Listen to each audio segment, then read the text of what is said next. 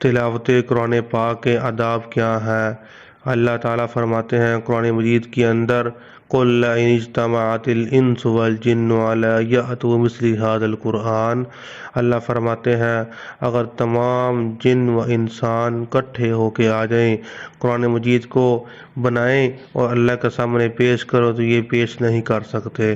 یعنی قرآن مجید کی اتنی فضیلت ہے اور اتنی شان ہے۔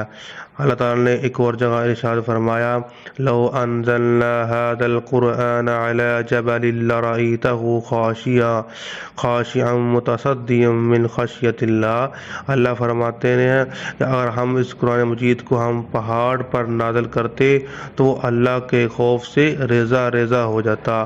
یعنی قرآن مجید کی اتنی شان ہے۔ حضرات، یہ تلاوت قرآن پاک ایک عبادت ہے۔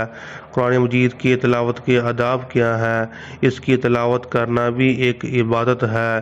جو تلاوت آدمی کرتا ہے گویا کہ وہ اللہ تعالیٰ کے ساتھ کلام کر رہا ہے۔ جو قرآن مجید کی تلاوت کرتا ہے وہ سمجھے کہ میں اللہ کے ساتھ باتیں کر رہا ہوں۔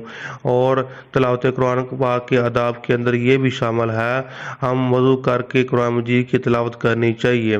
اور اس طرح جب قرآن مجید کی تلاوت کریں سب سے پہلے اعوذ باللہ من الشیطان الرجیم پڑھیں، اس کے بعد بسم اللہ الرحمن الرحیم یہ پڑھ کر اس کے بعد ہم قرآن مجید کی تلاوت کریں۔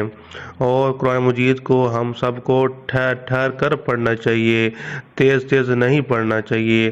اگر ہم قرآن مجید کو روزانہ ایک سپارہ پڑھیں تو ہم 30 دن کے اندر ایک قرآن مکمل کر سکتے ہیں۔ اگر ہم منزل کے ساتھ قرآن مجید کو پڑھیں تو ہم 7 دن کے اندر قرآن مجید کو ختم کر سکیں گے۔